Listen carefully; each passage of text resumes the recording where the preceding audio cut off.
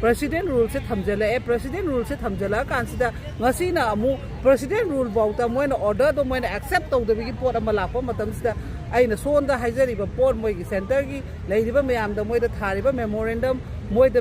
piri ba khoi gi appointment gi tawbose moina sida accept tawta base am nuaite hauji bobo moi reason kem ta haide hayeng budi haige hari hayeng siga ngaijaraga ai habya gate ki mamangda akoi gi imai gi merai gi site gi nahandagi Delhi da lakcharaga memorandum budi president of India amasung akoi gi party president moi gi BJP ki party president JV Nanda da memorandum pizegre adu buloina na moi gi memorandum piba chapa matamda moi reception dagi president of India gi dagi unabagi moi appointment do thaba yai haidana aduga du moi unaba pibani haidana nahandagi koi memorandum pina adugi numitumakta da akoi su unabagi keno se appointment ki damakta su thajagi bado moina nahan chalba matamda boy update se kemta leiramdre ngarang se adubu update se leiramdabadagi akoi kamai tawsike moi phone number kai ka budi tap pire adubu ngarang se koina phone se tawjaraga no matamda monday heyeng sida moi update to pige di hai adu oi bataraga sumoina update sumaina sumatam manghal namdana sumaina akoi bu kanu oina lehenba gi post ta se na nuaite akoina pisan gi poto koi tang manga oirangani haina ai khali ado masigi pochida tasena akoi center da tawbiri ba punamak haibadi center sina akoi gi ngarang makta su akoi gi home minister amisaji na date fund da mana thoki ba order du gi matung na tang nipan da gi free movement regime to halani haiba potu da imai bel ibu upa kaya mana adu gi da makta se ka poki da chetkani na to ba matam na ngarang sekmai de gi ngarang so amana lan mangam ki de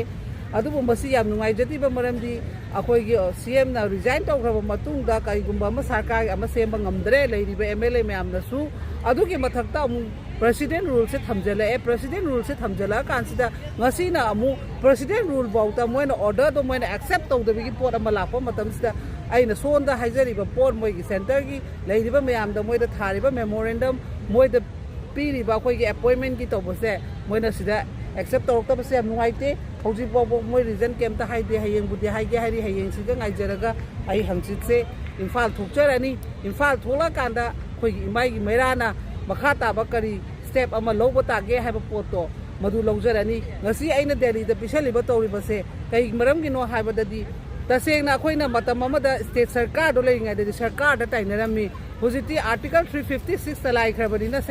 governor na pai khrabani na madugi responsibility puna makto center gi oibam thokpani na center da so khoina masigi pot khodimak se demand khodimak se changjalakpani akhoina tasengna imai gi maira na tumina leiba leite mai gi khongthang du gi matung ina khoi thangba khongthang ni tasengna khoi gi imai maira di move toba adregi